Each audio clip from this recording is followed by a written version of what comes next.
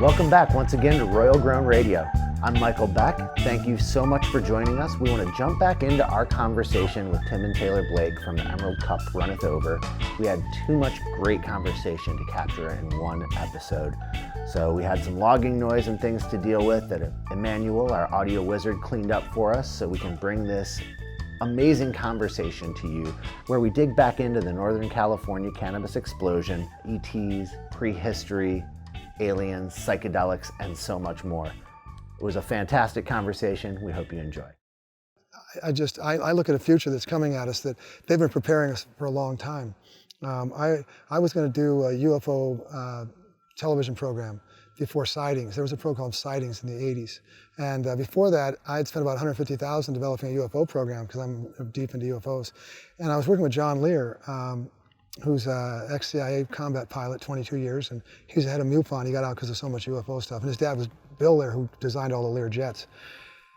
And we were working on it, and then he finally came back and said, I went and talked to a bunch of people, and like the inside people, and he said, I realized you're not like one of them. You're not been sanctioned for this. They have their own timeline and stuff. And so he said, you got 3 kids and stuff. I'd suggest you just go back home and just like not get yourself killed and just not do this because you're gonna watch this come out. And I did, and then a year and a half later, Sightings came out. And he said by the early 2000s, they're gonna go to where 90% of people are ready for UFOs to come in. And they're gonna be ready for us to have this public acknowledgement.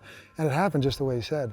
And we're to the point now where that's why a lot of the psychedelics are coming in, because the ETs and our family throughout this universe are getting ready to do that, and they're preparing us to move up to that energy so that we can be ready for them. And that's happening very quickly.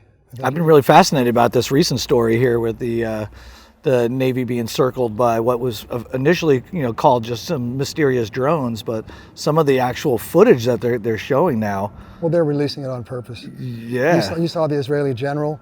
The General Army came out and talked about UFOs and said we have bases on Mars and stuff. He came out and was saying all this heavy duty stuff. Wow, I didn't see that. And he didn't say that without being sanctioned.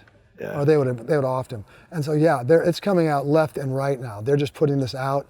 They had the pictures of the ships that are coming out of the water in Baja and off of Hawaii. Every day now they're coming in. I went to a UFO conference when the eclipse happened a number of years back. And I was going to go to the big party in Oregon. I had friends that were producing that. I was nearby. I was going to be able to go into that, and because I had friends there. And then Phoebe, God bless her, said, I really want to go to this UFO conference instead. And I'm a UFO freak, so I was like, okay, but we're going to miss this great party. And so we went there, and I got to sit down with all the leading people, Lauren Eisenhower and Michael Sala and Corey Good, all of them. And I didn't have any idea who these people were. I've been following UFOs and interacting with them since I was a child, but I really thought I knew a lot, but I didn't. And so we had an intimate, about 300 people got to spend 4 days together. And I was just blown away by what they were telling me. I had no clue what had happened, what really is the truth. And then everything they said came true. And then I started following all their research, and it's just mind-boggling to really see the true story of what's taking place.